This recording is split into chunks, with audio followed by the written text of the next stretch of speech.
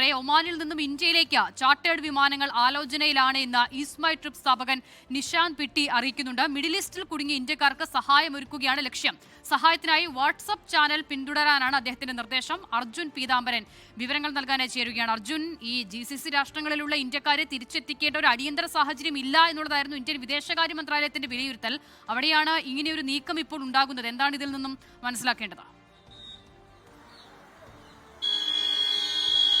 അസിത, ഈ നീക്കം ഇപ്പോൾ സർക്കാരിനെ ബന്ധപ്പെടുത്തിക്കൊണ്ടല്ല, മറിച്ച് ഈസ്മൈ ട്രിപ്പ് സ്ഥാപകനാണ് ഇത്തരത്തിലൊരു പ്രഖ്യാപനം നടത്തിയിരിക്കുന്നത്. അതിലൊരു തീയതി പറഞ്ഞിട്ടില്ല. പക്ഷേ ഒമാനും ഇന്ത്യക്കും നടുവിലുള്ള വ്യോമപാത ഇപ്പോൾ തുറന്നിട്ടാണുള്ളത്. അതുവഴി വിമാന സർവീസുകൾ നടക്കുന്നുമുണ്ട്. അതുകൊണ്ട് തന്നെ GCC രാജ്യങ്ങളിൽ ഏറ്റവും പ്രധാനമായിട്ടും UAE ലക്ഷ്യം വെച്ചുകൊണ്ടാണ് ഇങ്ങനെ ഒരു പ്രഖ്യാപനം നിഷാന്ത് പിട്ടി നടത്തിയിരിക്കുന്നത്. കാരണം UAE വിമാനത്താവളങ്ങളെല്ലാം തന്നെ അടച്ചു കിടക്കുകയാണ്. ഒപ്പം തന്നെ നിരവധി യാത്രക്കാരാണ്, ഇന്ത്യക്കാർ മാത്രമാണെങ്കിൽ പോലും നിരവധി യാത്രക്കാരാണ് അവിടെ കുടുങ്ങിക്കിടക്കുന്നത്.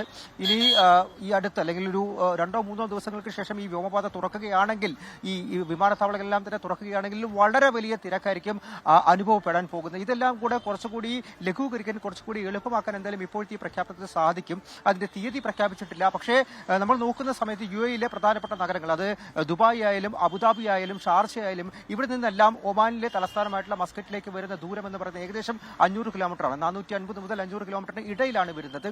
ഈ മാർഗം എങ്ങനെ താണ്ടണം എന്നുള്ളൊരു കാര്യം പ്രധാനപ്പെട്ട ചോദ്യമാണ്. അങ്ങനെയാണെങ്കിൽ പോലും അത് താണ്ടുകയാണെങ്കിൽ ഒമാനിൽ നിന്നും ചാർട്ടേഡ് വിമാനങ്ങൾ, അത് കുടുങ്ങിക്കിടക്കുന്ന ഒരുപാട് ഇന്ത്യക്കാർക്ക് വലിയ രീതിയിൽ ഒരു സഹായകരമാകും. പ്രത്യേകിച്ചും അധിക ചിലവില്ലാതെ ഇന്ത്യയിലേക്ക് മടങ്ങിയെത്താൻ സാധിക്കുമെന്നുള്ള കാര്യം തന്നെ പ്രധാനമായിട്ടും മുംബൈയിലേക്കായിരിക്കും ഈ സർവീസുകളെല്ലാം തന്നെ കേന്ദ്രീകരിക്കുക എന്നുള്ളൊരു റിപ്പോർട്ട് കൂടിയാണ് ഈസ്മൈ ട്രിപ്പിൽ നിന്നും നമുക്ക് ലഭ്യമാകുന്നത്. ഒരുപക്ഷെ വൈകാതെ തന്നെ ഒരല്പമെങ്കിലും അയവ് ലഭിക്കുകയാണെങ്കിൽ, പ്രത്യേകിച്ചും ഒമാനിൽ നിന്നും ഇപ്പോൾ ഇന്ത്യയിലേക്കുള്ള, മുംബൈയിലേക്കാണെങ്കിലും അതല്ലാതെ ഗുജറാത്ത്, മറ്റു തീരപ്രദേശങ്ങളിലെ സംസ്ഥാനങ്ങൾ, അതുപോലെ തന്നെ അവിടുത്തെ വിമാനത്താവളങ്ങളിലേക്കുള്ള വ്യോമപാത തുറന്നിട്ടാണ് ഇപ്പോൾ ഉള്ളത്.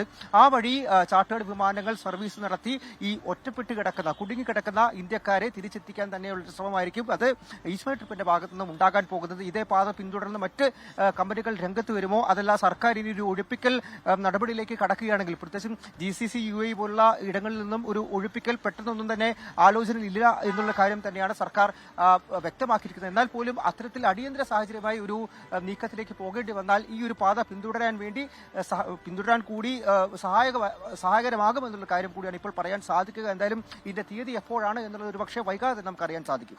അസിത, ശരി, അർജുൻ പീതാംബരനാണ് വിവരങ്ങൾ നൽകിയത്. അങ്ങനെ ആളുകളെ ഒഴിപ്പിക്കേണ്ട അടിയന്തര സാഹചര്യം നിലവിൽ GCC രാഷ്ട്രങ്ങളിലില്ല. അവിടെയുള്ള പ്രവാസികളുടെ പ്രതികരണവും ആ നിലയിൽ തന്നെയാണ്. സർക്കാരുകൾ എല്ലാ സംവിധാനങ്ങളും അവർക്കായി ഒരുക്കുന്നുണ്ട്. സുരക്ഷിതരായിരിക്കാനുള്ള ആഹ്വാനങ്ങളും അതിനുള്ള ശ്രമങ്ങളും ഒക്കെ നിരന്തരം ഭരണകൂടത്തിന്റെ ഭാഗത്തുനിന്ന് ഉണ്ടാകുകയും ചെയ്യുന്നുണ്ട്. പക്ഷേ ഏതെങ്കിലുമൊക്കെ നിലയിൽ ആളുകൾക്ക് മടങ്ങിയെത്തണം എന്നുള്ള താല്പര്യമുണ്ടെങ്കിൽ അതിനൊരു ബദൽ സംവിധാനം എന്ന നിലയിലാണ് ഇങ്ങനെയൊരു മാർഗം ആലോചിക്കുന്നത് എന്നുള്ളതാണ് മനസ്സിലാകുന്നത്.